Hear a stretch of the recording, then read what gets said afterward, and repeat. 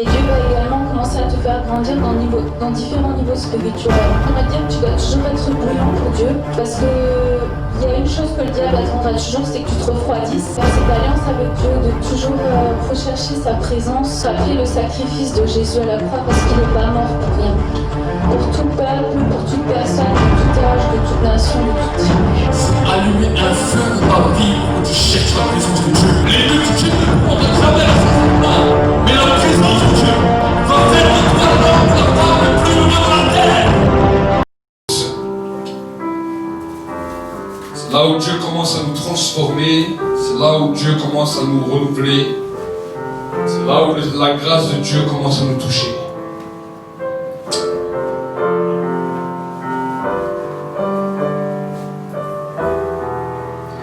Seigneur, mon Dieu, mon roi, nous voulons te remettre ces temps, ces instants de culte. Nous voulons te consacrer, Seigneur, ces instants. Seigneur, mon Dieu, mon roi, une nouvelle année commence.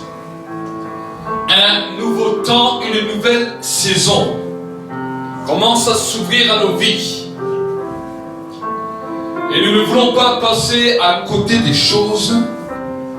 Nous voulons saisir et comprendre ta pensée secrète. Nous voulons saisir et comprendre ton conseil. Seigneur, mon Dieu, mon roi, c'est un temps de grâce. C'est un temps, une année spirituelle, une année puissante et une année glorieuse. Et nous voulons réellement te consacrer ces temps. Nous voulons te consacrer ces temps. Et nous te bénissons parce que tu règnes. Au nom de Jésus-Christ, nous te bénissons. Au nom de Jésus-Christ. Au nom de Jésus-Christ. Amen. Avant que nous puissions aller plus loin, avant que nous puissions aller dans le temps de la parole, nous allons présenter encore les dîmes, les offrandes. Nous allons prier pour la grâce de Dieu. Et j'aimerais vous parler d'une histoire pour que nous puissions comprendre le symbole de la dîme, des offrandes, aussi peut-être le symbole des autels. Nous voyons qu'à un moment donné, le prophète Élie est allé confronter les prophètes de Baal. Et la Bible nous dit la chose suivante, que le prophète Élie a dit: le Dieu qui répondra par le feu, celui-là est le vrai Dieu. Et nous allons pu voir, quand vous pourrez lire la Bible, vous pourrez le lire chez vous dans le livre des rois, vous allez voir que les prophètes de Baal ont bâti un autel. Ils ont crié toute une journée pour que le feu descende, mais rien ne s'est produit. Rien ne s'est passé. Et Élie a commencé à les charrier. Il a dit: peut-être votre Dieu, il est en congé. Peut-être votre Dieu, il est en vacances. Peut-être votre Dieu, il est en train de dormir. Et il faut savoir que quand nous comprenons le contexte, nous allons comprendre certaines choses que nous devons saisir. La Bible nous dit qu'autour d'Élie était arrivé. Et il a passé les 12 pierres d'Israël, a rebâti l'autel d'Israël. Il a posé l'animal sur l'autel, mais en plus de l'animal, il a fait quelque chose qui avait une grande valeur. Vous savez, l'eau et le feu ne font pas bon ménage ensemble. L'eau et le feu, on ne peut pas comme ça les mélanger. Soit le feu s'éteint, soit l'eau part en évaporation. Mais dans les lois de la nature, l'eau et le feu ne peuvent pas se mélanger. Mais nous pouvons voir que le prophète a demandé de mettre de l'eau sur tout l'autel, plusieurs fois, plusieurs crues, jusqu'à ce que les ballons même étaient remplis d'eau. Vous savez, il était en train de faire quelque chose qui devait scandaliser tout le peuple. Parce que quand vous regardez l'histoire, vous voyez que ce peuple était pendant 3 ans dans un temps de sécheresse. L'eau était une denrée rare. L'eau était quelque chose qui coûtait cher. L'eau était quelque chose qui coûtait un prix. On ne pouvait pas s'amuser à gaspiller l'eau comme cela. Et le prophète dira, pour l'autel que je vais placer pour l'Éternel, je vais chercher ce qui est de plus rare dans le temps de la sécheresse, dans le temps où la pluie ne coulait plus sur la terre, dans le temps où les Israélites, même pour boire, galéraient. Lui, il a pris l'eau, il a mis ça sur l'autel. C'était peut-être sujet de scandale. Peut-être que les gens autour de lui, ils ont dit, mais qu'est-ce qu'il fait? On est déjà en sécheresse, et le peu d'eau qu'on a, lui, va le gaspiller pour son autel. Mais la Bible nous dit que non seulement le feu est tombé sur l'autel, mais que cette eau, c'était un acte prophétique. Parce que quelques temps plus tard, même pas quelques heures plus tard, la pluie est tombée et la sécheresse est arrêtée. Amen. Amen. La pluie est tombée et la sécheresse s'est arrêtée. Alors vraiment, j'aimerais vous donner une parole de la part de Dieu. Tous les dîmes, les offrandes que vous amenez dans la maison de l'Éternel, les autels que vous placez dans la maison de l'Éternel, quand vous les amenez sans... Vous savez, nous devons apporter ces choses-là devant l'Éternel avec un cœur sans regret, sans contrainte, mais comme une adoration. Amen. Amen. Vous savez, des fois, la contrainte ou le regret dans nos cœurs, c'est comme si on laisse l'autel se fissurer, qui empêche que l'autel ait un impact comme il devrait avoir. Amen. C'est une mentalité. Vous savez, nous sommes dans le royaume de Dieu. On s'en fout des lois de ce monde. Ce n'est pas les lois de ce monde qui doivent nous régir. La Bible nous dit que quand nous sommes devenus un enfant de Dieu, nous entrons dans une nouvelle dimension et nous apprenons des nouvelles lois d'un nouveau royaume. Ça peut peut-être scandaliser les hommes de ce siècle, mais peu importe s'ils sont scandalisés, nous ne servons pas le Dieu de ce siècle, nous ne servons pas les hommes de ce siècle, mais la Bible nous dit que nous servons le roi des rois et le Seigneur des seigneurs. Amen. Amen. Nous servons le roi des rois et le Seigneur des seigneurs. Et lui-même a ses principes. Lui-même a déclaré ses principes pour la bénédiction. Lui-même a déclaré ses principes pour prospérer. Lui-même a déclaré ses propres principes pour marquer une différence dans ce monde. Amen. Amen. Nous sommes le royaume de Dieu. Et en tant que royaume de Dieu, la Bible nous dit, la mission que Jésus nous a demandé, c'est d'instaurer son royaume sur terre. Il a dit, le royaume de Dieu ne viendra pas de telle ou de telle manière, mais le royaume de Dieu est en vous, et c'est à vous de le manifester sur la terre. Donc il y a confrontation de royaume. Il y a confrontation de royaume. Et dans le monde spirituel, le combat que nous avons à mener, c'est qui va gagner, qui va triompher. Amen.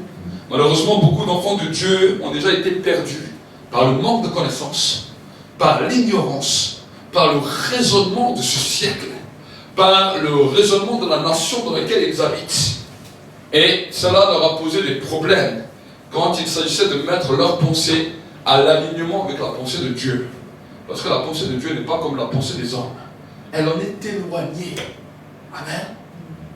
Nous allons tous entendre le message du salut. Ce message dans lequel on a pu répondre un jour à l'appel de Dieu, que Jésus est mort pour nos péchés, qu'il a donné son sang à la croix de Golgotha. Ça, c'est un message que nous aimons. C'est le message pour les bébés, c'est le message pour les nouveau-nés, c'est le message pour ceux qui ne connaissent pas l'évangile. Donc la première fois qu'on peut voir ce film, qu'on peut entendre le message de l'évangile, oh, ça nous touche, ça nous fait pleurer, on est dans l'émotion. Pourquoi? Parce qu'on comprend que quelqu'un a payé pour nous. Mais les gens, ils aiment bien qu'on reste tout le temps comme ça, dans ça, et dire, oh, Jésus a souffert, oh. Mais quand on leur parle d'ensuite, c'est bien beau qu'il a souffert pour toi, c'est bien beau tout ça. Mais il n'a pas souffert pour toi, pour que simplement tu regardes ça et tu dis, oh, il a souffert, oh, le pauvre. Si tu restes comme ça, un jour tu arriveras devant un roi que tu ne connais pas. Toi, tu le vois, le petit bébé Jésus dans la crèche, tu le vois, le petit bébé Jésus qui a été rejeté des hommes, qui a été meurtri, qui a été frappé, qui a dit, Père, pardonne-leur car ils ne savent ce qu'ils font. Toi, tu le vois que comme ça. Mais quand tu vas aller au ciel, tu vas te dire où est le Jésus que je croyais être. Tu ne vas plus le reconnaître. Parce que la Bible nous dit que Jésus est sur un trône et il est là en train de juger. Il est là en train d'avertir.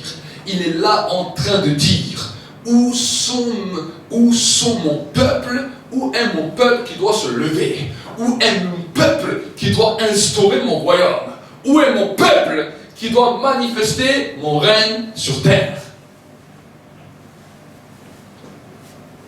C'est ça qui a fait les problèmes aux premiers disciples. C'est ça qui a fait les problèmes aux premiers apôtres. Pourquoi? Parce que quand ils se sont levés, ils ont d'abord prêché ce que Jésus a fait pour le monde, le message de la croix.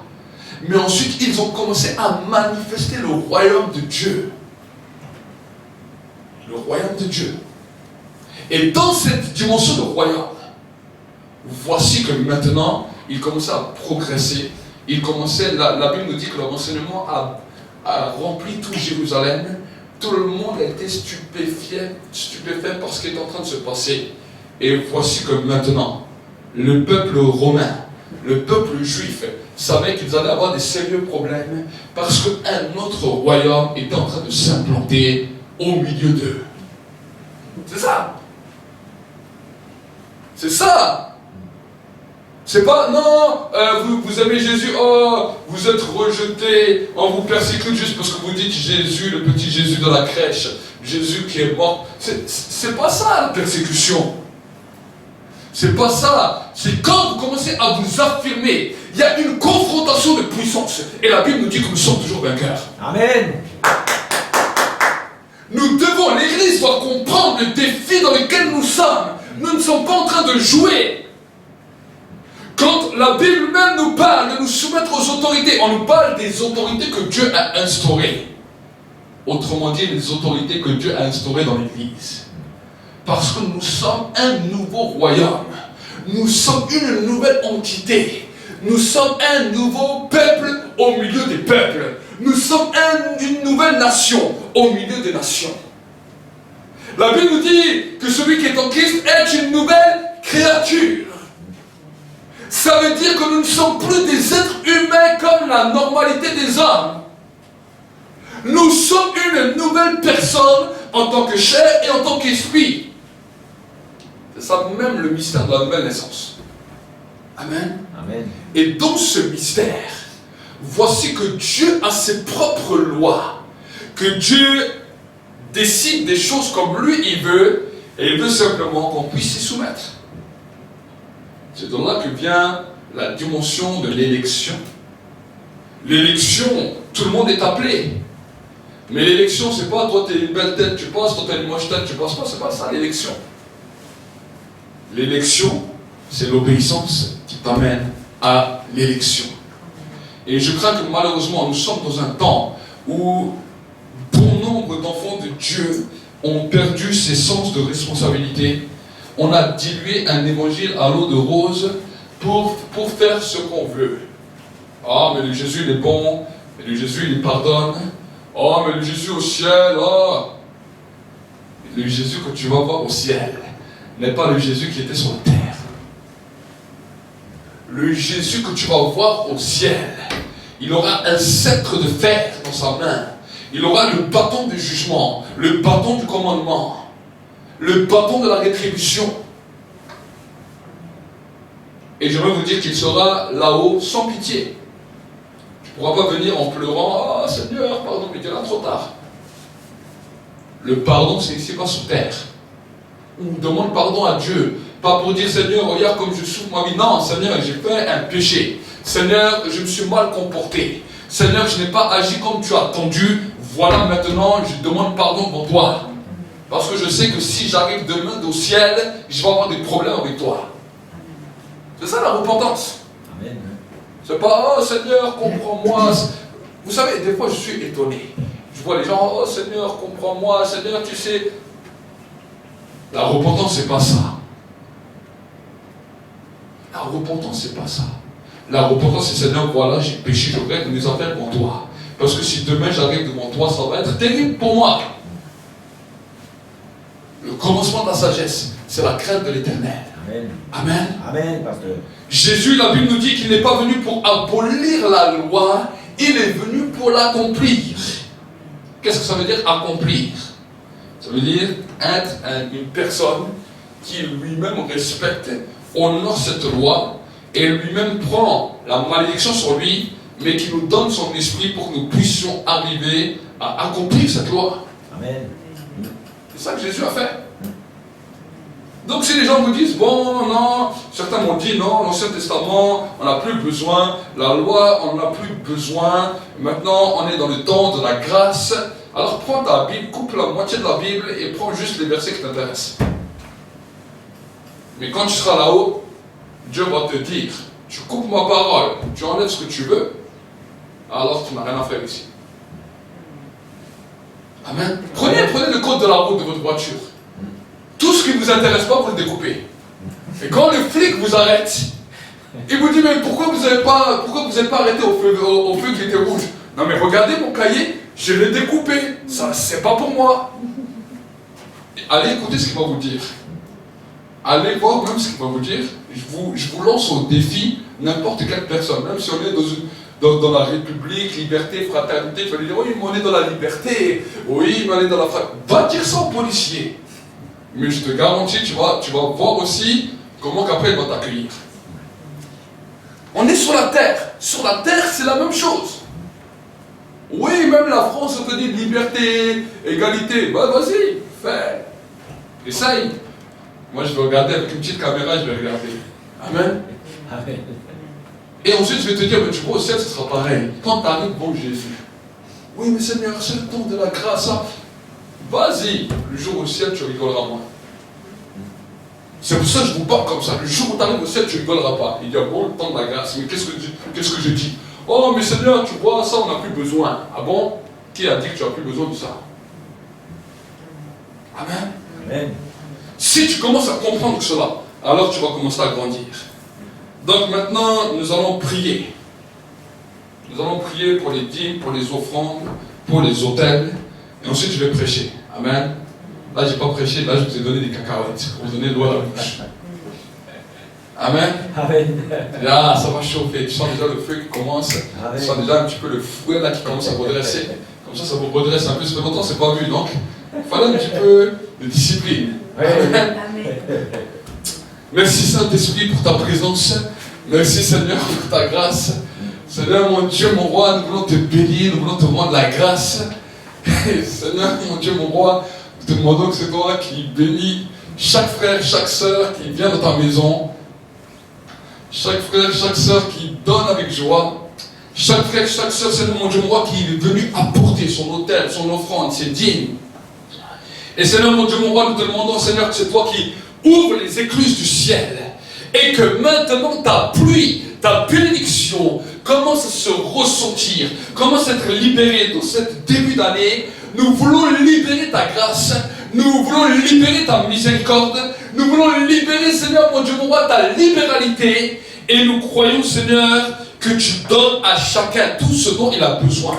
Je libère, Seigneur, une bénédiction. J'ouvre les écluses du ciel pour cette année. Et je déclare que cette année va être une année de progrès, va être une année de bénédiction et va être une année de grâce.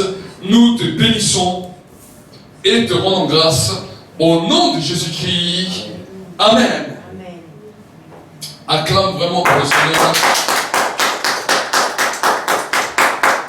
Et nous allons sans plus tarder commencer le message de ce jour. Amen. Le message de ce jour, le Seigneur m'a demandé de l'appeler va et viens. Va et viens. Vous savez, Dieu est un Dieu extraordinaire. Dieu est un Dieu puissant.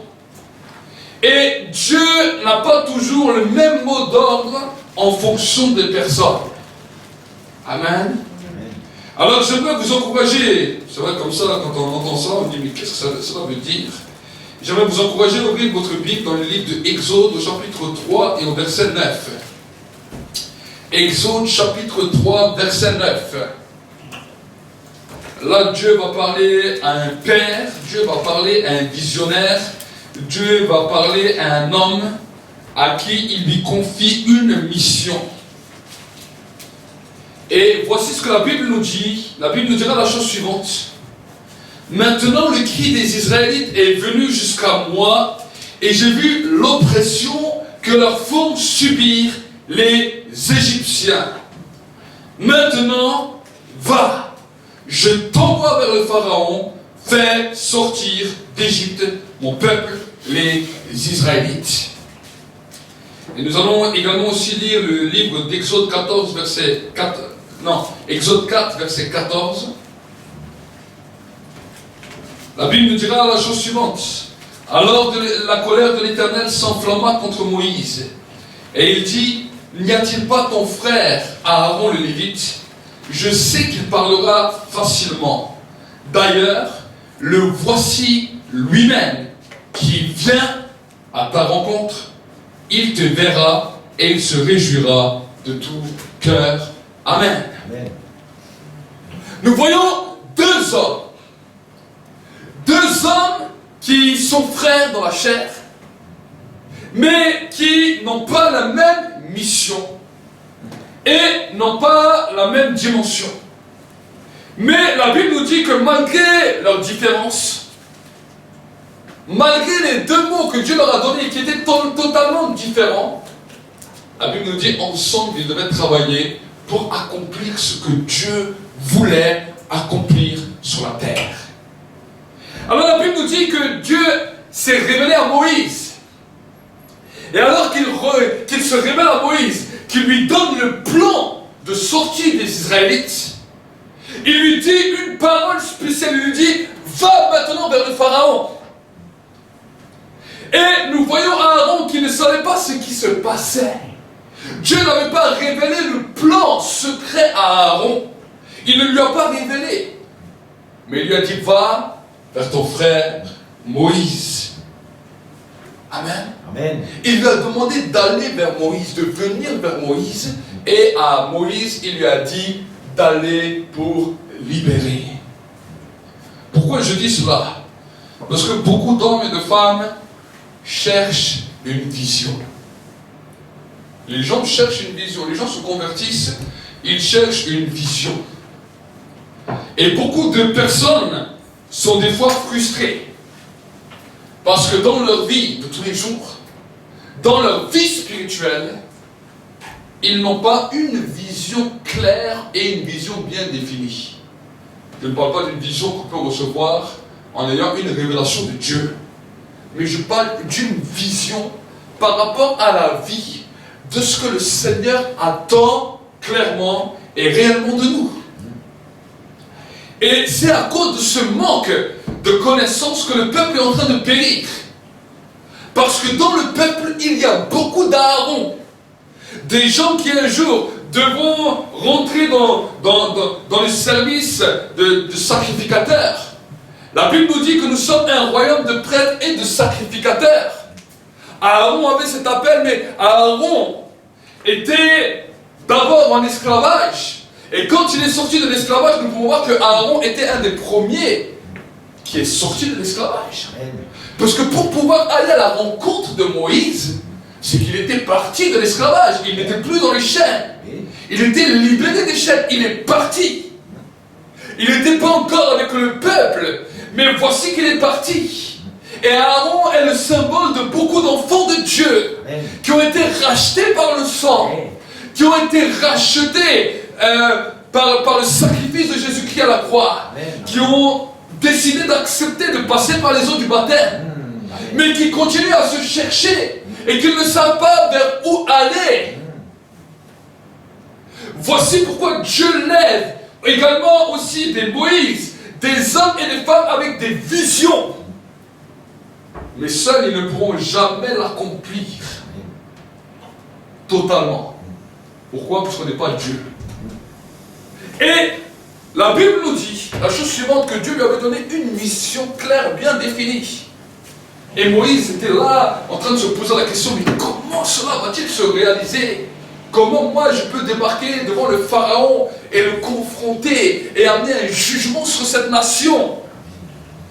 Et le Seigneur lui a dit, mais ne t'inquiète pas, tu ne seras pas seul. Voici car on commence à venir. Amen, pasteur. Oui, c'est exactement. Chaque fois qu'un homme et une femme qui est né de nouveau commence sa vie spirituelle, et c'est ça malheureusement qu'on nous a pas enseigné. Les gens cherchent qu'est-ce qu'ils peuvent faire.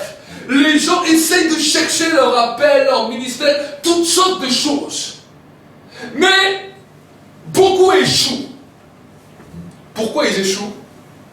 Parce que, avant de chercher cela, ils n'ont pas cherché quel était le père, quelle était la mère, quelle était la personne qui devait être devant eux pour les amener dans une dimension que Dieu a voulu. Amen. Ouais. Beaucoup d'hommes et de femmes sont dans cette situation. Beaucoup de croyants, ils viennent à l'église, ils disent non, je vais à l'église, je suis à l'église, mais ne connaissent même pas la vision de l'église. Ne connaissent même pas qu'est-ce que l'église, quel est le but de l'église. Ne connaissent même pas quelle est l'attente, quelles sont les recommandations que le serviteur de Dieu a reçues. Et des fois, certaines églises, il n'y a même pas cela. On fait les choses pour faire les choses. On fait les choses pour faire une église. Exactement. Amen, pasteur. Faute de vision, mon peuple périt. Amen, amen, amen. Faute d'une mission claire et précise, bien définie. Amen. Alors je ne peux pas juger les hommes et les femmes. Non, mais il y a une réalité. Si nous nous retrouvons malheureusement dans cette situation où l'église n'est qu'un simple rassemblement de gens et on fait quelques chants et on se dit Amen, on se réjouit, on se sourit, on est là, on est content, mais que l'église n'amène rien de plus, aucune vision, aucune... Alors vous savez que dans cet endroit, malheureusement, il n'y a aucun père. Il n'y a pas quelqu'un qui a reçu une direction bien définie de la part de Dieu. Amen, pasteur. Et c'est là où tout le monde commence à faire ce qu'ils veulent. Voilà. On se retrouve au temps des juges, où les hommes font ce qu'ils veulent, ce qui leur semble bon. Et pour pouvoir évoluer dans un contexte pareil, c'est réellement très difficile. On peut voir les gens qui sont là 5 ans, 10 ans, 15 ans, 20 ans, sans aucune évolution spirituelle, sans même comprendre. On ne dit pas qu'ils ne sont pas sincères. On ne dit pas qu'ils ne sont pas sincères. Mais je vous donne un exemple. Imaginez, je mets 10 gamins de 5 à 10 ans dans une maison seule, sans parents. Mais quelle catastrophe au bout de la temps. On ne dit pas qu'ils ne sont pas gentils. Mais comment ces enfants vont-ils se construire tout seuls, livrés dans une maison? Aucune construction, aucune sécurité. Chacun va faire ce qu'il veut.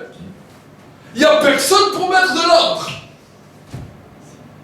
Il n'y a personne qui va dire non, dans cette maison c'est comme ça, voici la finalité de ce qu'on attend de vous. Et bon nombre d'hommes et de femmes sont comme ça. Et malheureusement aujourd'hui, nous pouvons voir beaucoup d'enfants de Dieu qui ont accepté Jésus, dans lesquels la grâce de Dieu s'est révélée à eux, mais qui ne savent pas vers où ils vont. Amen, pasteur.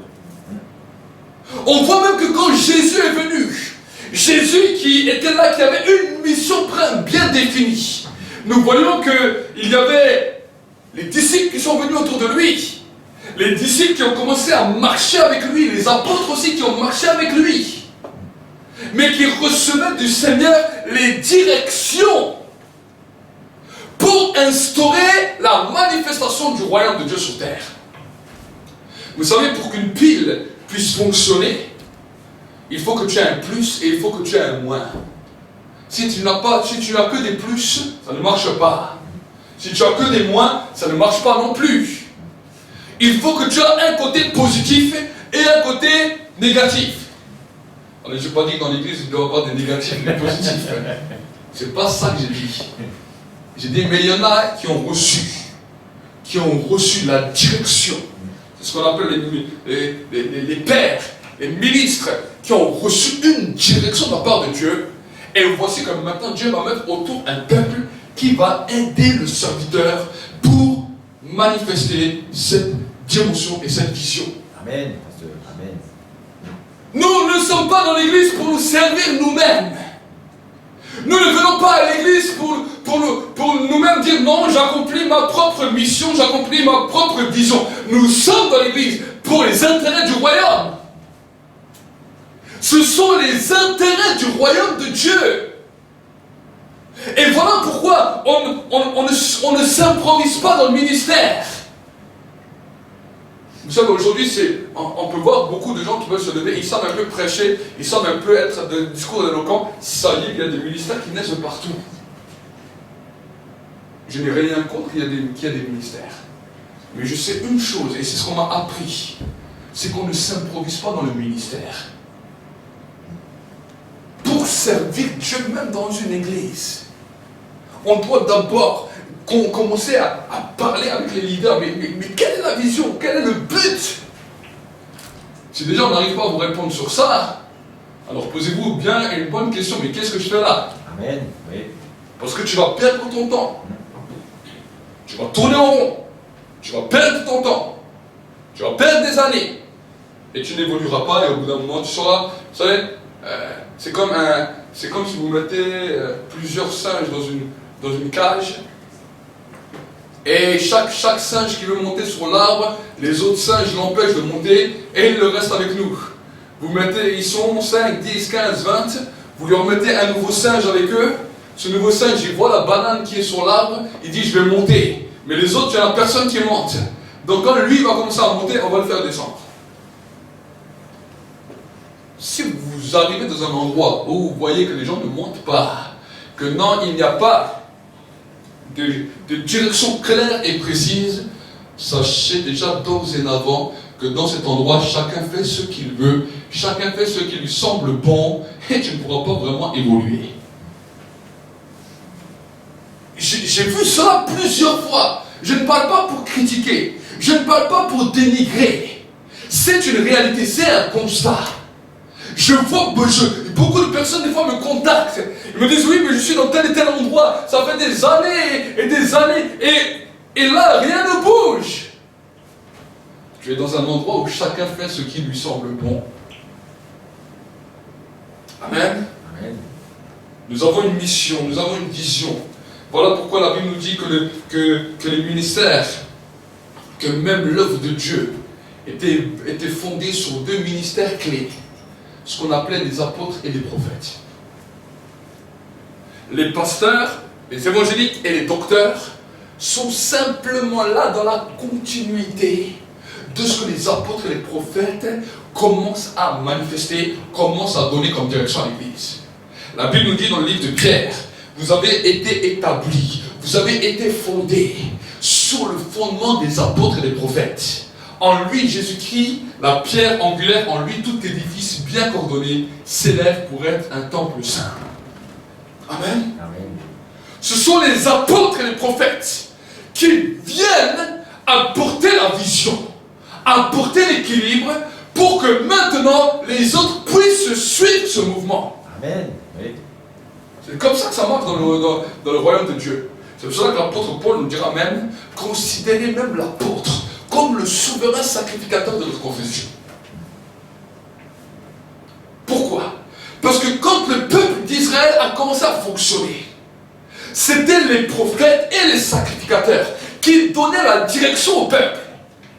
Quand bien même ils ont mis un roi, le roi qui est le symbole du pastorat, le roi devait être soumis aux prophètes et aux sacrificateurs. Amen. Même le roi, pour pouvoir exercer son autorité sur le royaume, devait passer par le prophète, devait passer par le sacrificateur pour recevoir l'onction, être reconnu du peuple et pour pouvoir amener maintenant ce qu'on appelle la direction de le royaume. Amen, pasteur. Exactement. Mais quand le roi se mettait contre cela, voici que Dieu envoyait des prophètes qui amenaient des jugements et des rois des fois étaient enlevés et un autre roi apparaissait. C'était la règle dans l'Ancien Testament. Cette règle n'a pas changé dans le Nouveau Testament. Et là où ça a à un moment posé problème, c'est quand le roi Akab a pris une femme qui était vraiment mauvaise.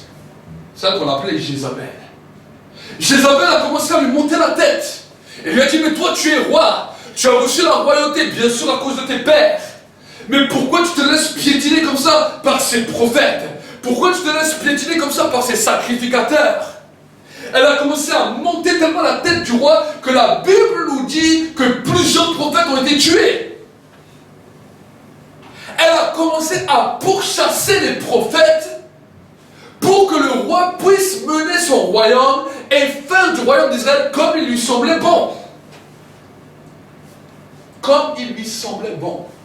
C'est là où ils ont commencé à investir ce qu'on appelle les prophètes de Baal. Les prophètes de Baal allaient dans le temple de l'Éternel, oui. Ils allaient même dans le temple à Jérusalem. Mais ils ne voulaient plus être dirigés sous l'ordre des prophètes et des sacrificateurs. Ils étaient dirigés sous l'ordre du roi et de Jézabel. Curieusement, nous voyons qu'aujourd'hui, des fois nous arrivons dans ce même constat. Nous voyons depuis la réforme de Luther, où les ministères pastoraux ont commencé à prendre une telle envergure que c'est eux qui ont décidé ce qui est bien, ce qui est mal. Dès qu'un prophète se lève, ou dès qu'un ministère vient avec une autre pensée de l'esprit, ça y est, voici que maintenant, tout ce qu'on appelle la théologie vient combattre cela. Et on est dans un temps où chacun semble faire ce qui lui semble bon. On a changé les messages de Dieu en disant des messages, mais vous savez, Dieu est amour. Bien sûr que Dieu est amour. Ah mais Dieu comprend tout. Dieu sait tout. Dieu, il n'y a pas de problème. Les gens sont assis, on les conforte dans leur péché, on les conforte pour les amener en enfer. C'est ça ce qu'on appelle la doctrine de Baal, qui peut entrer et qui est entrée aujourd'hui malheureusement dans l'église. On n'ose plus parler du péché comme péché. On n'ose plus dire aux gens, non, ce que tu fais c'est mal, ça risque de t'amener en enfer. Non, on lui dit, Dieu est amour.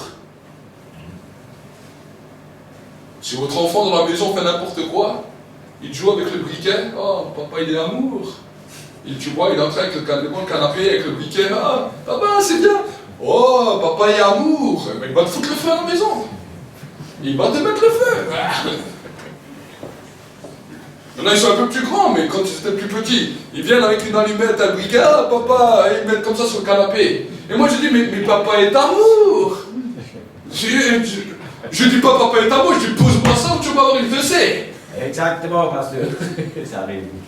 Non, mais c'est la réalité. Nous sommes des enfants de Dieu. Nous sommes des enfants de Dieu. Et le ministère de l'apôtre et du prophète vient pour ramener cela. Vous savez que le ministère du prophète vient pour amener les jugements sur la terre. Les prophètes viennent pour amener les jugements sur la terre. Quand Dieu a envoyé Moïse, il ne l'a pas envoyé pour dire au pharaon, oh tu es beau, Dieu est au ciel et d'amour. Non.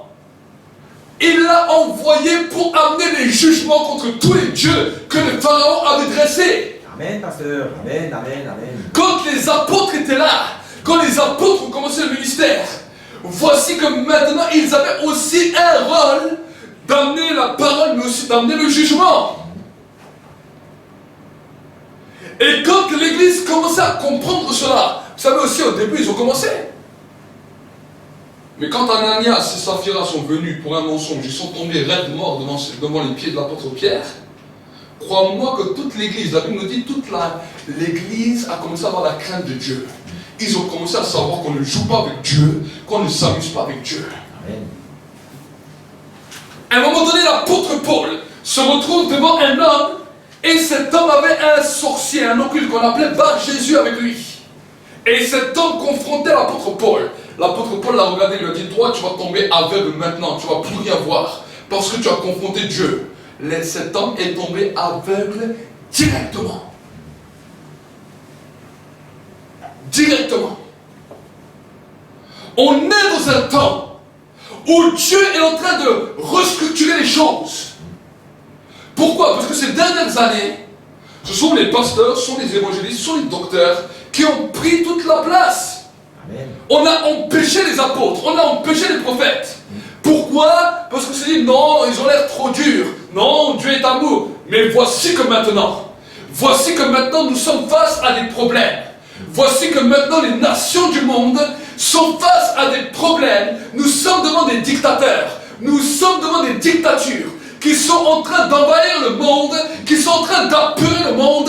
Et voici que nos bien-mêmes, les pasteurs, les évangélistes, les docteurs qui étaient là en avant de scène, qui donnaient des ordres à tout le monde, c'est eux les premiers qui commencent à trembler, c'est eux les premiers qui commencent à chanceler.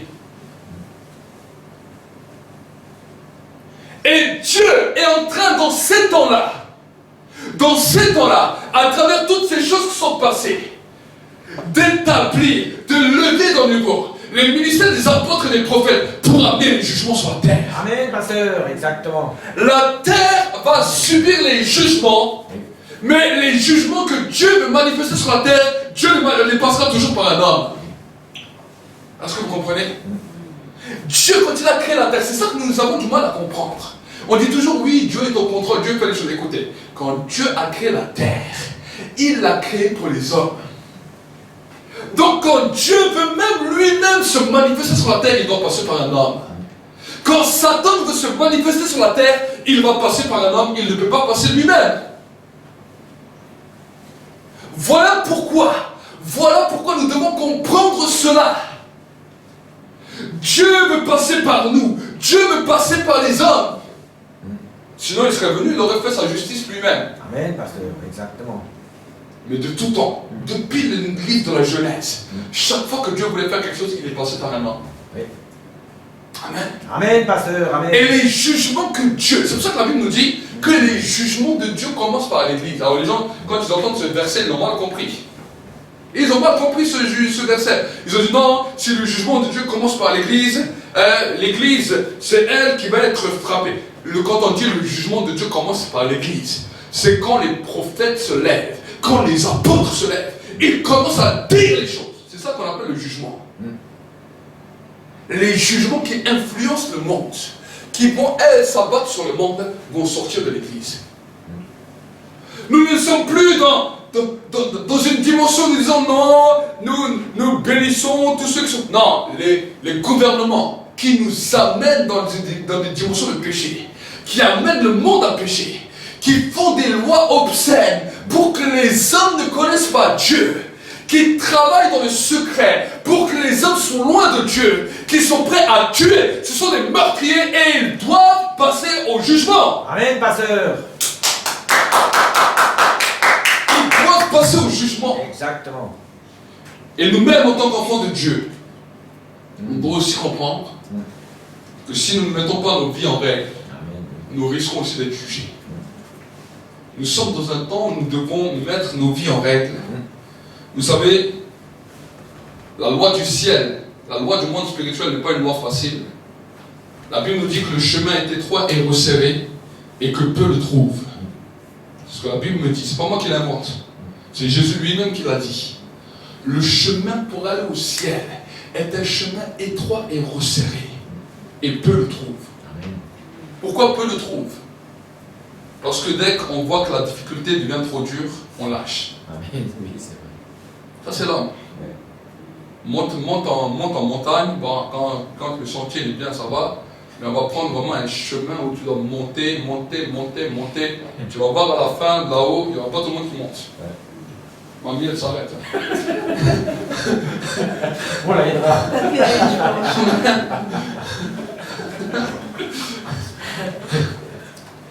On la mettra dans mon sac.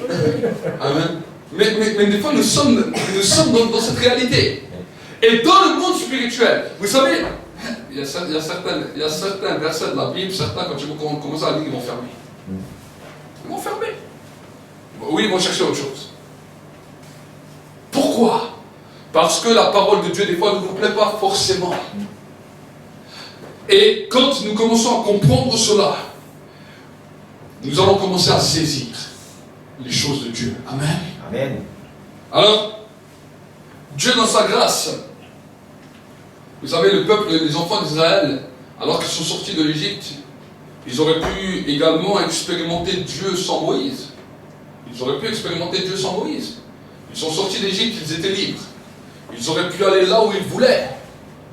Et là où ils voulaient, dire je peux expérimenter Dieu là où je veux. Mais ce n'est pas le but de Dieu. La Bible nous dit que quand Moïse est allé chercher les enfants d'Israël qui étaient enchaînés en Égypte, qui étaient esclaves en Égypte, ce peuple était obligé de continuer à le suivre. Écoute bien, ils étaient obligés de continuer à le suivre. Ils étaient obligés d'aller dans les endroits où ils ne voulaient pas aller. Ils étaient obligés de faire certaines choses qu'ils ne voulaient pas parce qu'il y avait une loi spirituelle Dieu ne te sort pas du péché. Dieu ne te sort pas de la vie du monde pour que tu continues à vivre comme tu veux. Ou il ne te sort pas de la vie du monde pour que tu dis, ah maintenant j'adore Dieu comme je veux, je fais comme je veux, je suis un chrétien comme je veux. Non! Dieu ne t'a pas sorti de l'Égypte pour que tu fasses ce que tu veux. Combien d'enfants de Dieu, et je le dis malheureusement, combien d'enfants de Dieu se sont convertis? Aujourd'hui, ils ne fréquentent même pas d'église. Ils vont dans les rues, des fois, ils prêchent. Je ne dis pas qu'ils ne prêchent pas. Je ne dis pas qu'ils ne parlent pas de Jésus aux gens. Mais ils font comme eux, ils veulent. Sans être soumis à personne. En disant, je suis soumis à Dieu. Montrez-moi dans la Bible où cela est biblique. Parce qu'il y a des choses... Alors les gens vont dire, oui, mais j'expérimente des guérisons, j'expérimente des choses dans les rues. Oui, peut-être. Mais il y a beaucoup de dimensions que tu ne pourras jamais atteindre si tu restes dans cette position. Les moines sont enfermés nuit et jour à prier, à prier, à prier. Est-ce que vous les voyez sortir avec l'onction, le feu, la puissance? Non. C'est pas simplement dire je m'enferme qui va changer les choses. C'est la dimension de la soumission aux hommes et aux femmes que Dieu a placés qui va libérer la grâce de Dieu sur lui. Est-ce que vous comprenez ça? Amen. La Bible nous dit que le peuple devait être soumis à Moïse. Moïse est monté sur la montagne. Il est monté sur le mont Sinaï. La gloire était là. Le peuple n'était pas touché par la gloire. Mais quand même Moïse a dit, vous voulez voir la gloire est descendue, ils sont tous partis en courant. Mais comme c'était le temps de l'impactation, Dieu a dit, je vais faire quelque chose. Et je vais prendre de l'esprit qui est sur Moïse et je vais le répandre sur le peuple. Autrement dit, ceux qui ne voulaient déjà pas se soumettre à lui et qui ne l'aimaient pas, passaient déjà à côté. Amen. Ouais, exactement. Ils passaient déjà à côté. Parce que c'était une règle que Dieu lui-même a établie. Et nous pouvons voir que dans tout l'Ancien Testament, cette règle était là. On ne disait pas l'onction descend comme ça du ciel sur n'importe qui. Non! Il y avait des personnes qui étaient là, qui étaient loin. Et il y avait une transmission, une impactation. Et Dieu n'a pas changé. Nous pouvons voir que Jean-Baptiste était dans le ventre, Jésus était dans le ventre. Voici que quand Marie a parlé, Marie, la Bible nous dit, avait été ointe, parce que le Saint-Esprit l'a couvert de son ombre. C'est à cause de l'ombre de l'Esprit qui s'est posé sur Marie que voici la conception miraculeuse de Jésus est arrivée. Et à cause de cela, Marie était ointe tout le temps de son enfantement, jusqu'au jour de son enfantement. Elle était choisie.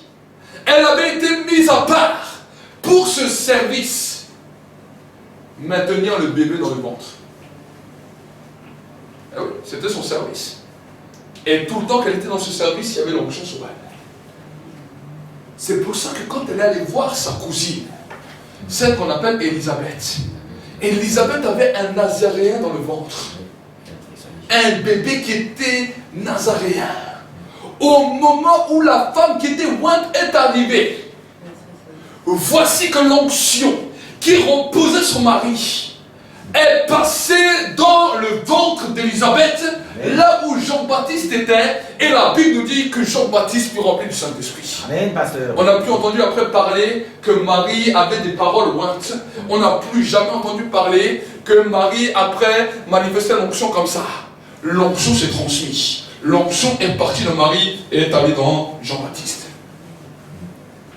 Voilà pourquoi Jésus, quand lui-même il est né, il n'est pas né avec l'onction. Jésus, alors qu'il était parfait, sans défaut, qu'il n'avait pas connu le péché, n'est pas né avec l'onction. Il a commencé à grandir, il s'est fortifié en esprit. Il était un homme. La différence qu'il avait entre nous, c'est qu'il n'avait pas de péché. Il était un esprit humain, mais sans connaître le péché. La Bible nous dit il se fortifia en esprit. Il a connu l'onction quand il était au contact de Jean-Baptiste. Quand Jean-Baptiste l'a baptisé.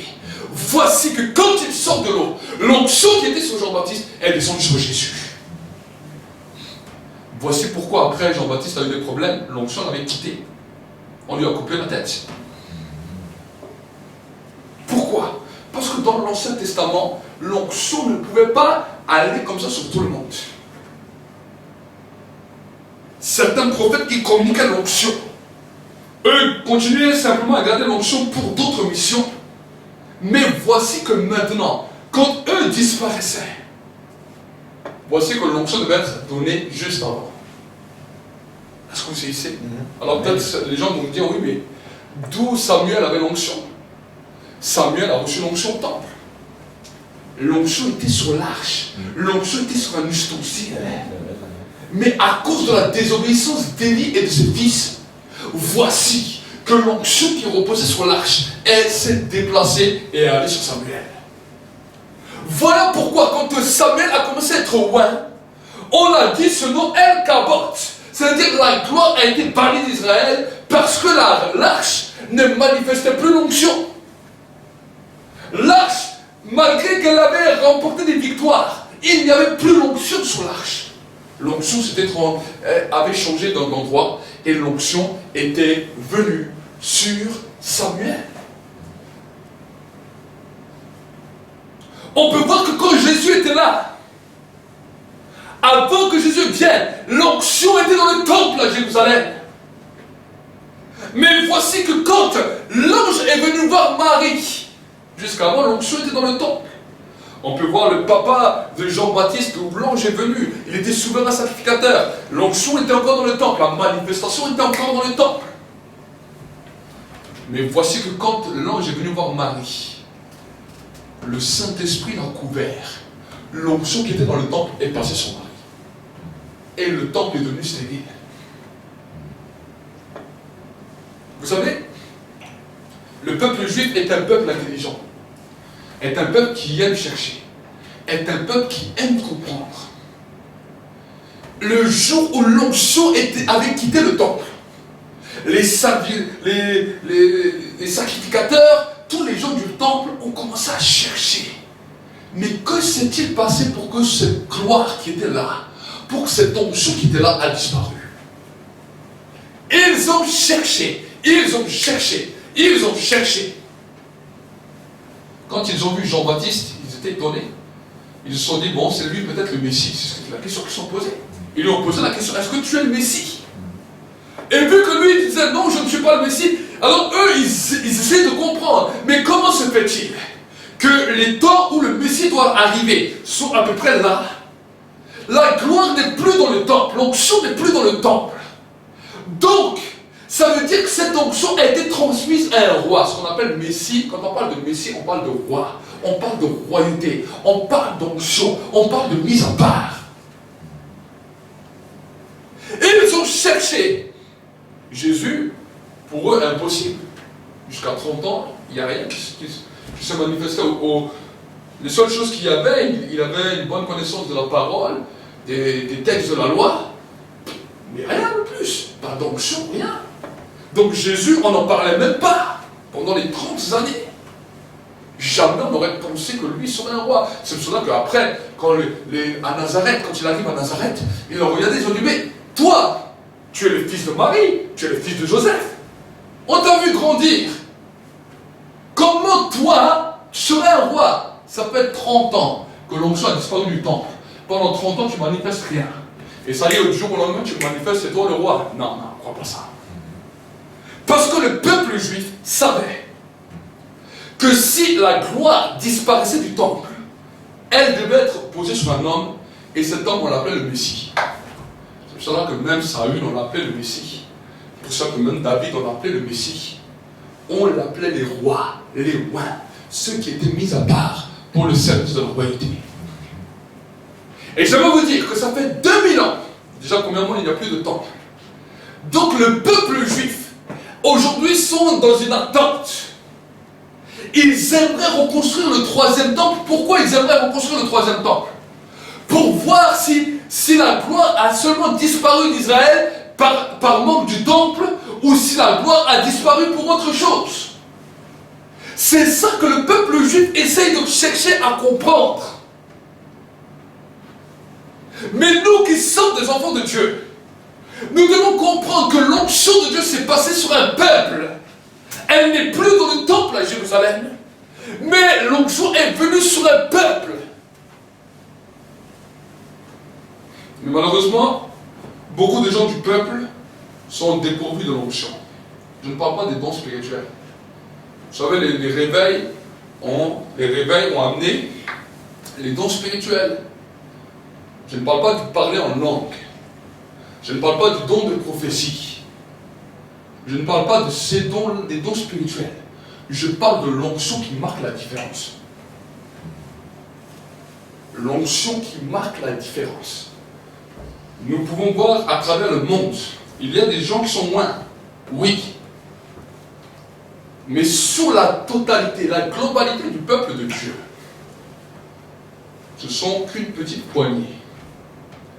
Qu'une petite poignée. Pourquoi? Parce que le déséquilibre de l'ordre spirituel a été manipulé. La Bible nous dit dans le livre de l'Apocalypse que l'esprit de Jézabel est devenu un esprit. Avant, elle était une femme, mais dans les derniers temps, elle devient un esprit qui vient manipuler l'Église, qui vient détruire l'Église. Comment elle est venue manipuler l'Église? Quel est l'enseignement que Jézabel a donné à l'Église? Alors, tenez-vous bien sur vos chaises, restez bien assis sur vos chaises. Ça, c'est le message aujourd'hui qu'on vous donne. Dieu est amour, Dieu comprend tout, Dieu est ceci. Oh, on n'a pas besoin de se soumettre aux hommes, on est tous égaux, on est tous ceci. Ce message-là, c'est Jézabel même qui parle. Il y a un ordre spirituel, oui. Ça ne veut pas dire que les hommes sont plus importants que les autres. Non, il y a un ordre. Va chez le président, dis-lui, ah, je suis citoyen français, mais on est tous pareils, ta parole est la même que la mienne. Mais tu vas pas, va lui dire. Pourquoi quand lui dit quelque chose, ça se manifeste? Pourquoi quand toi tu dis quelque chose, non? C'est qu'il y a un ordre spirituel. Et ce même désordre commence à agir non seulement dans le monde, parce que ceux qui nous dirigent ne sont pas inspirés par Dieu, mais ça a commencé malheureusement dans l'Église. Quand les désordres ont commencé dans l'Église, quand on a commencé à tout tordre les sens, voici que maintenant le monde a été impacté parce que l'Église n'a pas su faire les choses dans les règles de l'art. Amen. Alors aujourd'hui, ce qui se passe dans le monde chrétien, c'est que dès que quelqu'un a l'onction, on voit 50 000 personnes qui courent après les hommes d'onction. Je suis allé dans plusieurs réunions d'onction, j'ai vu les salles pleines. 4 000, 5 000, 6 000, 7 000 personnes qui venaient. Il y avait des guérisons, il y avait des miracles, oui. Il libérait l'onction sur les gens, bam, vous voyez les gens, ils tombaient, ils volaient par terre, tout, c'est tout. Mais ce que je me suis toujours posé la question, quand je sortais de ces endroits, je regardais les gens, je dis maintenant, il doit y avoir des oins partout. Mais à ma grande surprise, j'ai vu qu'ils avaient été touchés par l'onction, mais qu'ils n'avaient pas gardé l'onction, qu'ils n'étaient pas devenus oins eux-mêmes. Et le Seigneur a commencé à m'enseigner. Moi-même, je n'ai pas, au début de ma conversion, je pouvais aller dans les réunions d'onction, je pouvais recevoir, mais pas garder. Jusqu'au jour où j'ai compris la dimension de la soumission à l'autorité spirituelle que Dieu m'avait mis. Et quand j'ai commencé à comprendre ça, c'est là où, quand j'ai commencé à devenir un vrai serviteur, je ne venais pas à l'église pour me servir moi-même, non. Je venais servir Dieu et je venais servir son serviteur. Je venais servir le serviteur de Dieu comme si je servais Dieu lui-même. Au point que certains me disaient même, on dirait que tu es le chef du pasteur. Mais c'est ça qui m'a mis à l'onction. Amen. Jusqu'à aujourd'hui, ce sont des lois que j'ai continué à garder. les gens me posent souvent la question, comment on peut avoir les choses? Des fois que je prêche, des fois que je parle de certaines choses, les gens me posent cette question. Surtout les jeunes, ou les jeunes convertis viennent me voir. Oh, c'est merveilleux, c'est extraordinaire, on veut faire les choses comme toi. Je me souviens, j'allais dans les rues, je faisais des choses qui étaient dangereuses, avec des personnes dangereuses, sans que personne ne puisse lever une fois la main sur moi. Un frère, un jeune frère qui m'avait vu, il était motivé, il était zélé, il allait faire la même chose, il s'est fait taper. Il s'est fait taper. Et il est venu me le dire. Parce que vous savez, au début, je disais aux gens, allez-y, faites. Les gens me voyaient faire, et ils me disaient, c'est bien, on va faire la même chose. Et quand ça leur posait des problèmes, je ne savais pas quoi leur répondre au début. Mais aujourd'hui, je sais. Vous voulez voir la main de Dieu? Mais où est la dimension de la soumission? Où est la dimension, cette dimension? Alors, je ne vous demande pas à tous d'être mes toutous, c'est pas ce que je vous ai dit. Mais j'ai dit, si vous voulez voir, je vous donne des clés pour que vous puissiez comprendre. Vous savez, j'ai vu des fois des gens qui venaient et me disaient, ah, c'est bien, on est bien ici avec toi, ah, il y a l'onction, oh, il y a le feu, ah. Les gens me parlent comme ça. Certains m'ont dit, non, c'est mon église, ah, ah. Je les reprends une fois, j'ai ceux qui partent en courant. Je dis, ah bon? Oh, je ne quitterai plus jamais, je suis là. Je prêche un message qui ne leur plaît pas. Ils s'irissent les cheveux, ils partent.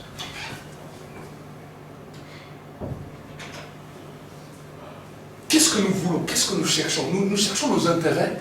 Nous cherchons simplement avec la parole, voilà, nous fait un peu de bien. Oh, ça nous en fait un peu de bien. Et ensuite nous rentrons. Ou est-ce que nous désirons réellement dire, Seigneur, nous voulons nous activer et nous voulons entrer réellement au service?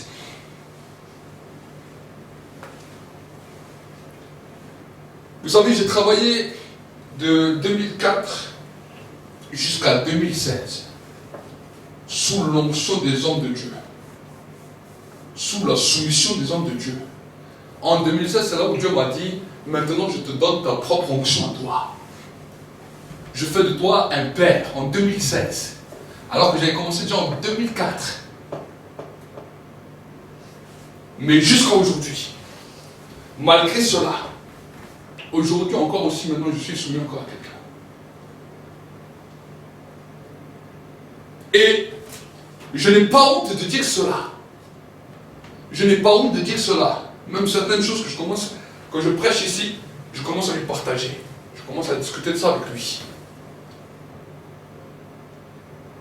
Mais ce que j'aimerais aujourd'hui vous faire comprendre, c'est que nous voulons voir la gloire de Dieu.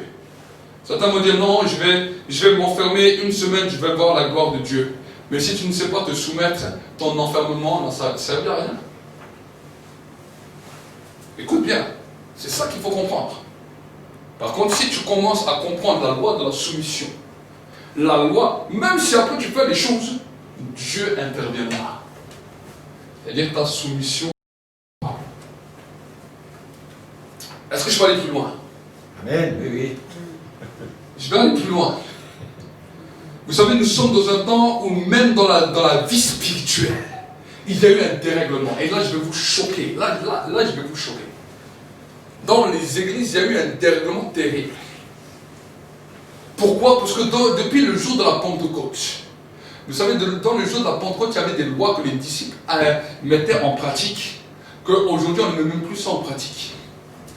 Quand la Pentecôte est descendue, quand la grâce et les dons spirituels ont commencé à se manifester, le jour de la Pentecôte, le jour de l'église primitive, il y avait une loi dans l'église primitive dans laquelle on ne jouait pas à n'importe quoi.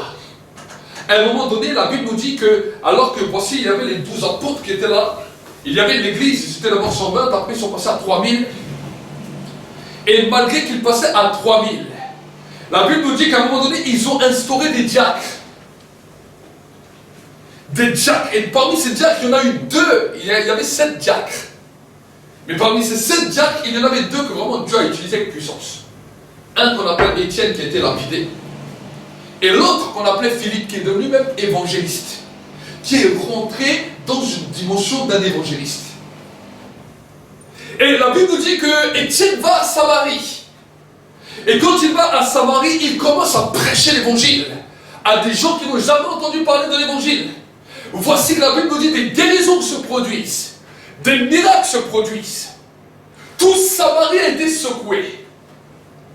La Bible nous dit que Philippe les a baptisés. Il les a baptisés d'eau. Mais parmi eux, il y avait même un sorcier qui était là, un magicien. Simon le magicien qui était là. Ils ont tous été baptisés. Ils ont tous vu les guérisons. Ils ont tous vu les délivrances. Mais personne est entré dans la dimension du parler en langue ou des dons spirituels jusqu'à ce que les apôtres sont venus. Jusqu'à ce que les apôtres sont venus. C'est quand les apôtres sont venus qu'ils ont posé les mains, qu'ils ont communiqué la grâce que Dieu leur avait donnée. Pourquoi je dis ça? Aujourd'hui, on est dans un temps où tout le monde s'amuse avec tout.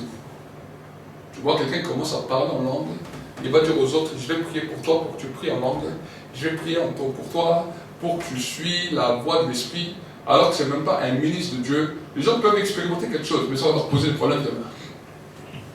Ça leur pose des problèmes demain. Pourquoi? Parce que ce n'est pas une autorité établie dans laquelle il a commencé à entrer dans ce qu'on appelle la dimension de l'Esprit. L'église primitive, pour pouvoir être ce qu'elle était, pour pouvoir marcher dans la dimension dans laquelle elle était, manifester ses lois. Et nous pouvons voir que même quand l'apôtre Paul a commencé à manifester les charismes, a commencé à être avec les prophètes, voici que quand lui-même a ouvert les églises, il fonctionnait de cette manière. Il dira à un moment à une église, j'ai le désir de venir vous voir pour vous communiquer des dons spirituels. Pourquoi il y avait cette instauration dans l'église? À cause de l'équilibre, à cause du respect. Et dernièrement, j'avais eu une personne au téléphone qui m'a téléphoné. Et cette personne a commencé, me disait, voilà, je manifeste, j'ai des problèmes avec les esprits et tout. J'ai fait tous les tours des exorciseurs évangéliques pour trouver ma délivrance. Mais chaque fois, ça s'empire. Je parlais avec elle, tout d'un coup, le Saint-Esprit m'arrête. Il m'a dit, parle-lui clairement. Cette personne a été imposée les mains par une personne chrétienne qui parlait en langue. C'est là où elle a commencé à parler en langue et ses problèmes viennent de là. Je lui dis la parole. Elle me dit effectivement, j'avais une sœur avec qui on parlait, on discutait. Elle m'a imposé les mains, je commençais à parler en langue. Je commençais à manifester des dons spirituels. Mais après, les problèmes qu'elle avait, avec les démons, c'est moi qui ai commencé à les manifester. Un déséquilibre total. J'ai dit, ok, il n'y a pas de problème.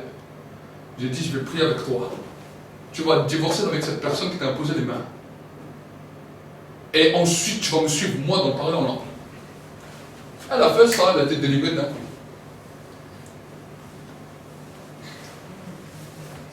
Des fois, les gens disent, ah non, mais moi, je ne veux pas. Des fois, pourquoi on vous dit de nous suivre? Quand on vous dit des fois de parler en langue, de nous suivre, il y a une connexion, il y a quelque chose qui va se communiquer. Il y a une grâce qui saisit les hommes, qui communiquent. C'est ce que les apôtres ont fait. C'est ce que les prophètes de l'Ancien, du Nouveau Testament ont fait, ont établi. Quand tu changes, quand même tu vas changer de père spirituel. Moi, ça m'est arrivé, j'ai eu 2 pères spirituels dans ma vie. Mais quand j'ai changé de père spirituel, je me suis connecté à son langage. Et là, la grâce qu'il avait est descendue sur moi.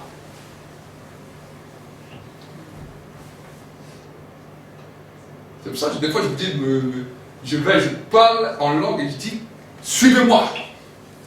Certains disent, oh non, moi je n'ai pas envie de suivre, je fais comme je veux. Tu peux faire comme tu veux, mais si après tu as des problèmes, tu ne pourras pas dire que tu ne sais pas. C'est ça qui est important. Et c'est pour cela que même des fois dans l'église, je ne fais pas tout le temps prier, tout le temps, tout le monde, les gens en langue, même dans les prières que je fais le matin, je ne fais pas tout le temps la prière en langue Parce que les gens ne connaissent pas toutes les dimensions qui sont liées au spirituel. Si vous ne comprenez pas bien les choses du spirituel, ça peut vous poser des problèmes. Comme même bien un frère peut parler en langue, ou une soeur peut parler en langue, s'il lui-même n'a pas été encore établi par Dieu dans un des ministères clés, eh bien, ne suis pas comme ça. Philippe était un évangéliste. C'était un évangéliste. Il faisait des campagnes d'évangélisation. Il y avait des guérisons, il y avait des miracles, il y avait des délivrances. Il baptisait les gens. Mais pourtant, lui-même ne les a pas impactés. Lui-même parlait en langue. Mais lui-même n'a amené personne dans ça. Parce qu'il connaissait les règles. Il a attendu que les apôtres venaient. Quand les apôtres sont venus, il n'y avait pas eu de problème. Il n'y a pas eu de problème. Parce que c'est une dimension de l'esprit. On doit connaître les choses qui sont liées à l'esprit pour grandir dans l'esprit. Et en tant que prophète, je vous enseigne les choses de l'esprit pour que vous puissiez comprendre et saisir le monde spirituel qui nous entoure. La Bible nous dit que le diable, s'il a la capacité, il vient même séduire les élus. C'est ce que la Bible nous dit. C'est pour cela que l'apôtre Paul dira, observez ceux qui vous ont précédés, observez ceux qui sont devant vous, observez les pères, comme moi-même, devenez mon imitateur. Il dira lui-même, devenez mon imitateur. Il essayait d'enseigner cela. Les gens ne comprenaient pas toujours pourquoi il parlait de cette manière. Mais il y a une réalité. Aujourd'hui, nous sommes dans un temps, 21e siècle, où beaucoup de croyants charismatiques sont là. Moi-même, des fois, dans certaines églises catholiques, les gens parlent en langue. Ah, ils parlent en langue. Ah, ils vont vous donner des prophéties. Mais quel esprit est derrière? Qui les a impactés? Ils restent toujours dans leur doctrine. Ils ne changent pas. Leur esprit qui est à l'intérieur les conforte. Donc nous avons le droit d'y émettre des doutes. Aujourd'hui, nous voyons même des fois dans les églises évangéliques beaucoup qui parlent en langue. Oh, ils parlent en langue, ils parlent en langue. Comme vous voyez leur vie, vous posez la question. Tu parles en langue. Il y a un décalage.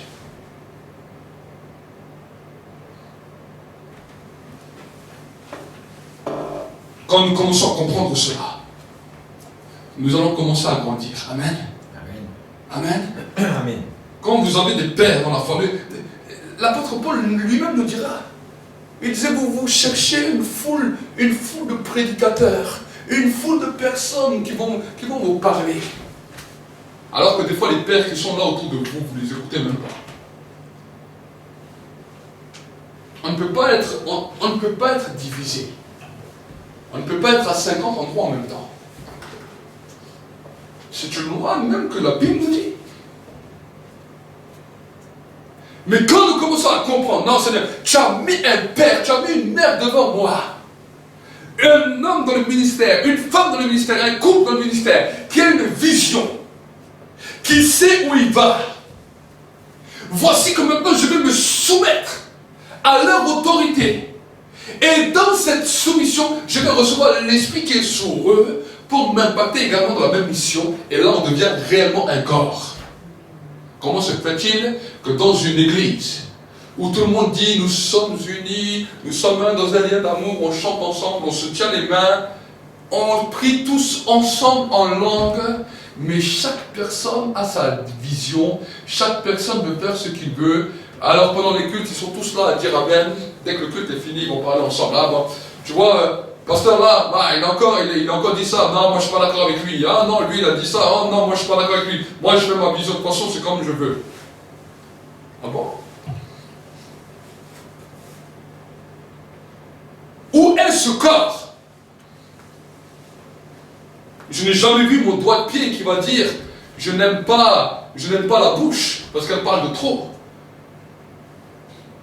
Mon doigt de pied n'a jamais dit ça. Est-ce que ton doigt de pied a déjà dit ça à ta bouche? Il a dit j'aime pas sa bouche, tu parles trop. Jamais. Le doigt de pied il a dit non, j'ai fait partie du corps. Même si la bouche elle me dit d'aller à droite, je vais aller à droite. Je ne dis pas si je suis d'accord ou si je ne suis pas d'accord, je suis le pied. Qu'est-ce que moi je veux dire à la bouche? Est-ce que vous comprenez? C'est ce qu'on appelle un corps. C'est ce qu'on appelle un corps. La dimension de la soumission va faire que maintenant, chacun a sa place et chacun aura des comptes à rendre un jour devant Dieu. On n'est pas là pour s'amuser à dire, bon, moi je te juge. Non, on est chacun à sa place. Amen. Amen. Nous avons une mission, Et quand les apôtres ils ont commencé à exercer ça, une fois Pierre, il commençait un peu à les secouer. L'apôtre Paul, lui, n'en parlons pas. Lui, il est direct des fois tranchant. Certaines personnes ont commencé à faire n'importe quoi dans les églises. Il a fait quoi? Il les a livrés à Satan. Il a dit, moi je suis l'autorité ici. Vous faites n'importe quoi, je vous livre à Satan pour que vous puissiez revenir avec la repentance. C'était ça le but. C'était une correction pour qu'ils reviennent dans une repentance et dans une soumission après. Je sais que ce genre de versets, les gens n'ont pas toujours aimé. Même certains prédicateurs, ils n'aiment pas ça. Oh, qu'est-ce que l'apôtre Paul il fait? Il livre des gens à Satan. Oui, mais toi, tu les confortes. Tu leur dis Jésus est bon, Jésus est amour, et tu les amènes droit en enfer. Donc c'est mieux de quoi? C'est mieux que quand ils sont encore dans la chair, les livrer à Satan pour un temps, et qu'ils reviennent avec la repentance, parce qu'ils voient que Satan est quelqu'un qui les traumatise, et qu'ils se repentent réellement, et qu'ils sont sauvés. Ou les laisser là, et les laisser là avec toi, leur dire ah mais Dieu est amour, Dieu est ci, Dieu est ça, et les emmener en enfer. C'est quoi qui est le mieux? C'est quoi qui est le mieux? C'est mieux des fois d'être un petit peu repris. Amen. Et de comprendre après quelle est notre place, que d'aller à gauche, à droite, et de continuer notre vie, et qu'on nous conforte, et d'aller droit en enfer. Amen. Amen. Il en va du salut de notre âme. Donc voilà, je suis arrivé à la fin de mon message.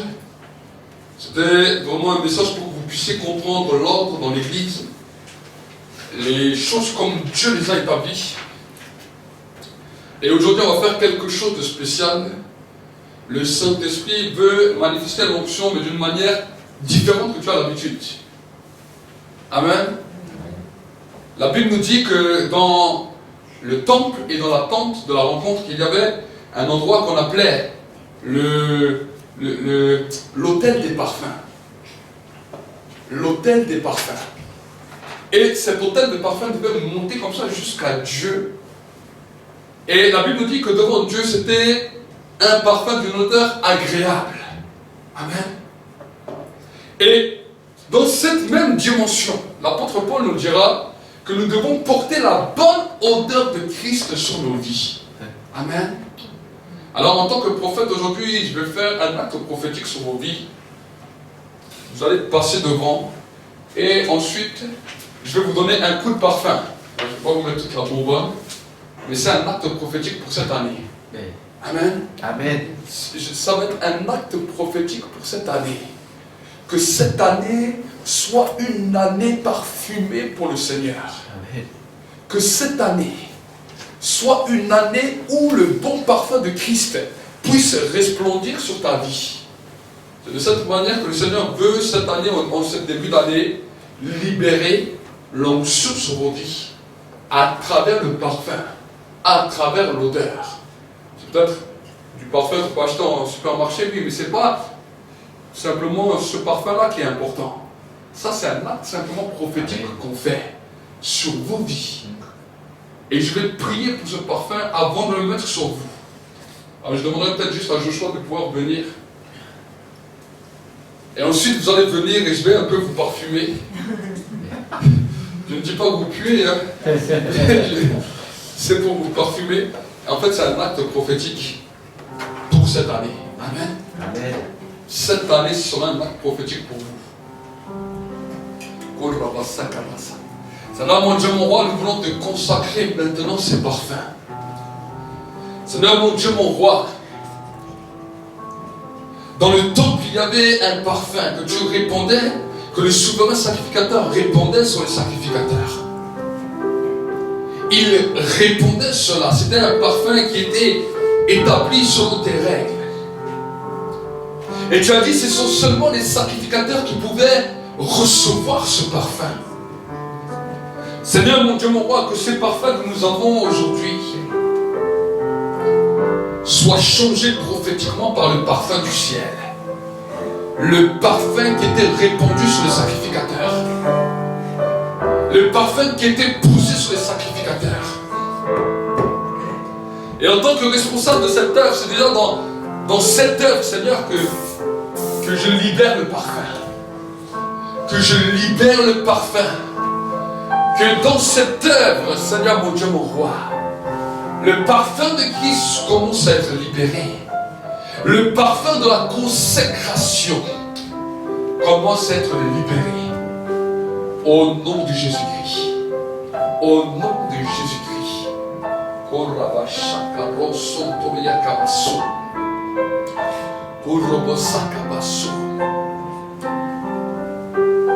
Alors que nous sommes là dans la présence de Dieu, vous pouvez commencer à venir et je vais commencer à déverser le parfum sur vous. Si vous pouvez passer par là, faites le tour par là.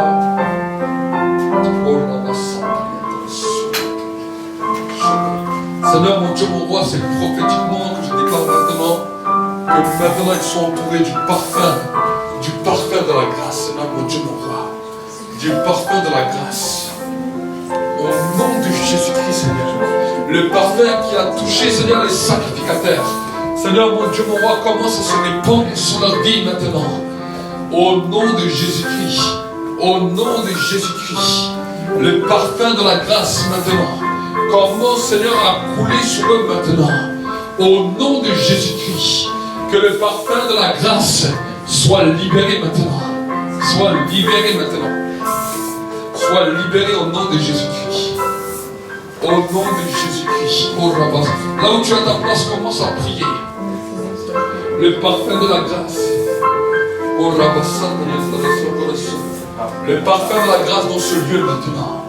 Que maintenant, au nom de Jésus, Seigneur, mon Dieu, mon roi, les sacrificateurs dans le temple,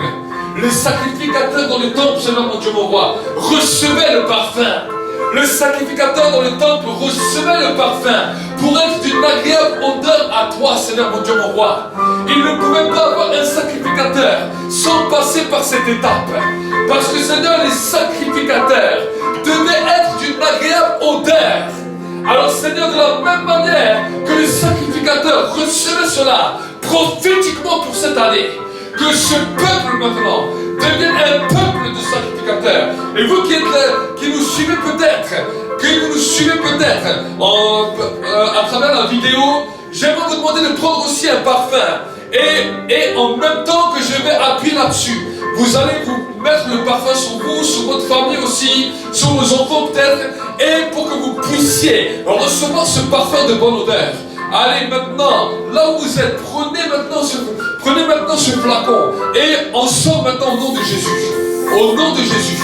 Au nom de Jésus. Que là où vous êtes, vous puissiez se recevoir. C'est un temps de consécration. C'est le temps de l'autel des parfums. C'est le temps de l'autel des parfums. C'est le temps où les sacrificateurs sont parfumés pour être d'une agréable odeur. C'est le temps où les sacrificateurs, l'atmosphère de votre vie spirituelle change.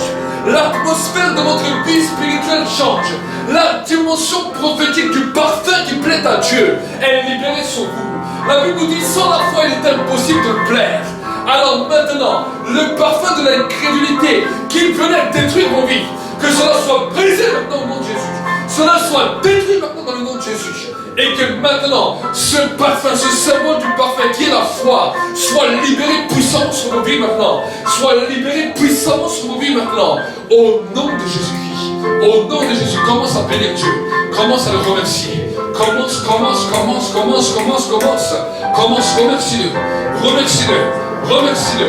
remercie-le. Au nom de Jésus. Au nom de Jésus. Au nom de Jésus. C'est le temps de la grâce. C'est le temps de la grâce. C'est le temps de la grâce. Oh, nous te bénissons, te rendons grâce, Seigneur. Nous te bénissons, te rendons grâce. Et nous consacrons cette année. C'est un autel de parfum qui se lève devant toi. Un autel de parfum qui se lève devant toi.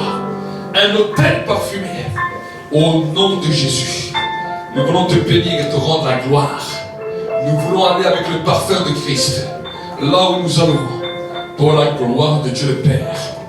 Nous te bénissons, nous te rendons grâce, au nom de Jésus-Christ. Amen, Amen et Amen. Acclame pour le Seigneur et que Dieu vous bénisse. Et Dieu va également commencer à te faire grandir dans différents niveaux spirituels. On va dire que tu dois toujours être bouillant pour Dieu, parce que il y a une chose que le diable attendra toujours, c'est que tu te refroidisses. Dans cette alliance avec Dieu, de toujours rechercher sa présence, après le sacrifice de Jésus à la croix, parce qu'il n'est pas mort pour rien. Pour tout peuple, pour toute personne, de tout âge, de toute nation, de toute tribu.